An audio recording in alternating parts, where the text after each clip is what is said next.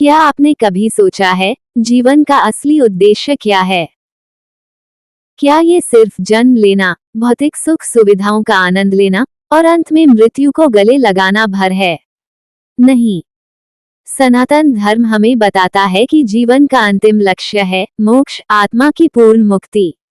इस वीडियो में हम जानेंगे मोक्ष का अर्थ क्या है, इसे प्राप्त करने के मार्ग कौन कौन से हैं, और वो कौन सी रहस्यमयी कुंजी है जो मोक्ष का द्वार खोल सकती है। तो अंत तक जुड़े रहिए, क्योंकि आज का ये ज्ञान आपकी सोच बदल सकता है। आइए मोक्ष के इस दिव्य रहस्य को समझने की यात्रा शुरू करें। सनातन धर्म में मोक्ष मुक्ति को जीवन का अंतिम लक्ष्य माना गया है। यह आत्मा की मुक्ति है, जहां व्यक्ति जन्म मृत्यु के चक्र संसार से परे पहुंचकर परमात्मा से एकाकार हो जाता है। सनातन धर्म के शास्त्रों, वेद, उपनिषद, भगवद गीता, पुराण और अन्य ग्रंथों में मोक्ष का अत्यंत सटीक और गहन विवरण मिलता है। इस विस्तृत वीडियो में हम निम्नलिखित बिंदुओं पर विस्तार से चर्चा करेंगे। मोक्ष का अर्थ और महत्व। मोक्ष प्राप्ति के 4 मुख्य मार्ग। योग। मोक्ष के द्वार का संकेत और प्रक्रिया। शास्त्रों में वर्णित मोक्ष का स्वरूप, प्रमुख उपदेश और उपाय। आधुनिक जीवन में मोक्ष प्राप्ति की प्रासंगिकता। मोक्ष का अर्थ और महत्व। सनातन धर्म के अनुसार प्रत्येक आत्मा शुद्ध और दिव्य है। जब आत्मा अज्ञान, अविद्या और माया भौतिक संसार के बंधनों में फंस जाती है, तो वह कर्म के चक्र में फंसती रहती है। मोक्ष का अर्थ है इस बंधन से छूटकर आत्मा का परमात्मा में विलीन होना। ये सच्चित आनंद, सत्य, चेतना और आनंद की अवस्था है। मोक्ष के 4 पुरुषार्थों में स्थान। सनातन धर्म में जीवन के 4 पुरुषार्थ बताए गए हैं। धर्म, धार्मिक और नैतिक जीवन। अर्थ, भौतिक आवश्यकताओं की पूर्ति। काम, इच्छाओं और भावनाओं की पूर्ति। मोक्ष, अंतिम और सर्वोच्च लक्ष्य। धर्म, अर्थ और काम का उद्देश्य तभी सार्थक है जब वह मोक्ष की ओर ले जाए। मोक्ष क्यों आवश्यक है? जन्म मृत्यु के चक्र से मुक्ति, पुनर्जन्म की प्रक्रिया से छुटकारा, आध्यात्मिक शांति, जीवन की हर समस्या से परे, परमात्मा से एकत्व, शाश्वत आनंद की प्राप्ति। मोक्ष प्राप्ति के 4 मुख्य मार्ग। योग। सनातन धर्म में मोक्ष प्राप्ति के लिए 4 प्रमुख मार्ग बताए गए हैं। ये मार्ग व्यक्ति की प्रवृत्ति और स्वभाव के अनुसार मोक्ष तक पहुंचने का साधन प्रदान करते हैं। ज्ञान योग, ज्ञान का मार्ग। यह मार्ग आत्मा, ब्रह्म और संसार के सच्चे स्वरूप को समझने के माध्यम से मोक्ष की प्राप्ति करता है। उपनिषदों में ज्ञान योग का विस्तृत वर्णन है। इसमें आत्मा और परमात्मा की अद्वैत स्थिति को समझना आवश्यक है। महावाक्य तत्त्वमसि, तुम वही हो, आत्मा और परमात्मा की एकता का परिचय देता है। भक्ति योग, भक्ति का मार्ग। यह मार्ग भगवान की अनन्य भक्ति और प्रेम से जुड़ा है। इसमें भगवद गीता का विशेष महत्व है, जहां श्री कृष्ण ने अर्जुन को भक्ति का महत्व समझाया। प्रभाव, अहंकार का नाश, पूर्ण समर्पण। उपाय, जप, ध्यान, कीर्तन और आराधना। कर्म योग, कर्म का मार्ग।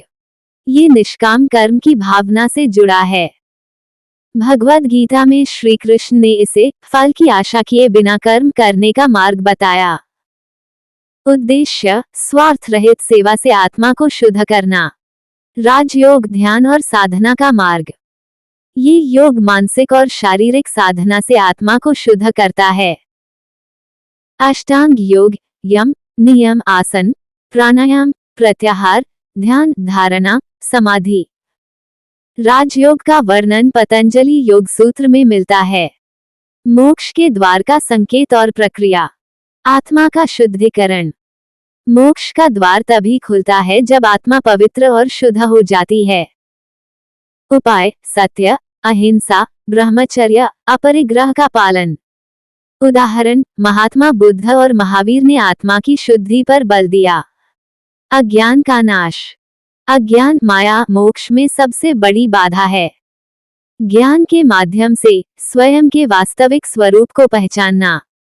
महावाक्य अहम ब्रह्मास्मि, मैं ब्रह्म हूँ। माया से परे उठना। माया संसार की वस्तुओं और इच्छाओं का जाल है। इसे भगवद गीता में त्रिगुणमयी माया कहा गया है। साधना और तपस्या से माया का अतिक्रमण किया जा सकता है। गुरु की भूमिका। सनातन धर्म में गुरु को मोक्ष का द्वार खोलने वाला माना गया है।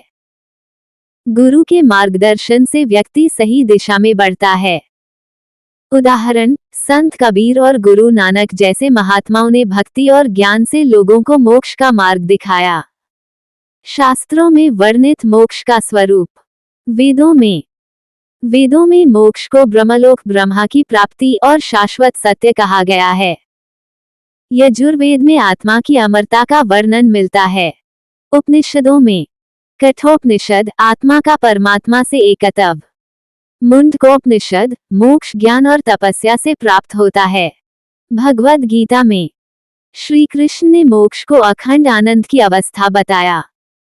गीता के अनुसार जो अपने कर्तव्यों को परमात्मा को अर्पित कर देता है वह मोक्ष को प्राप्त करता है। पुराणों में शिव पुराण, विष्णु पुराण और भागवत पुराण में मोक्ष के विभिन्न स्वरूप बताए गए हैं। बैकुंठ धाम, कैलाश धाम और गोलोक धाम जैसे दिव्य लोकों का वर्णन।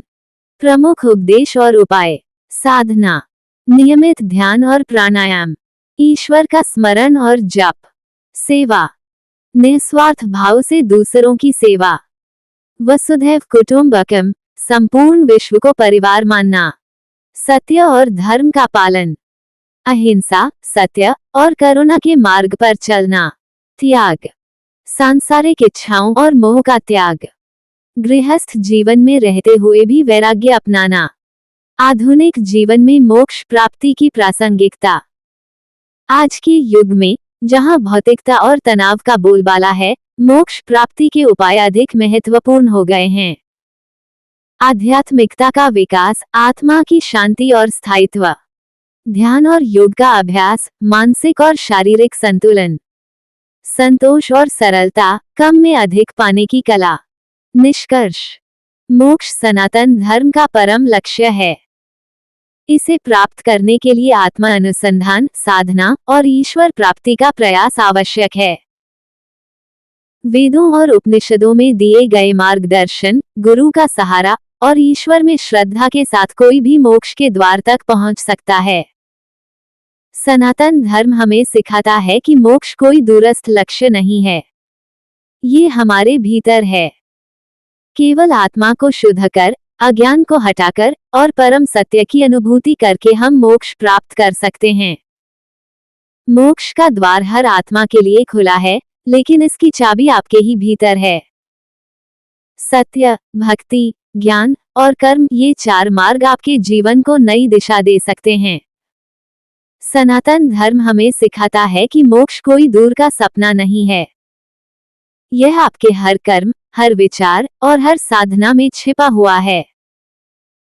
अगर आपको यह वीडियो उपयोगी लगी हो तो इसे जरूर शेयर करें ताकि और लोग भी मोक्ष के इस गूढ़ रहस्य को जान सकें। याद रखें, जीवन में सबसे बड़ा वरदान है मोक्ष की प्राप्ति। अंततः सत्य की खोज ही हमें मोक्ष तक ले जाती है। धन्यवाद। जय सनातन धर्म।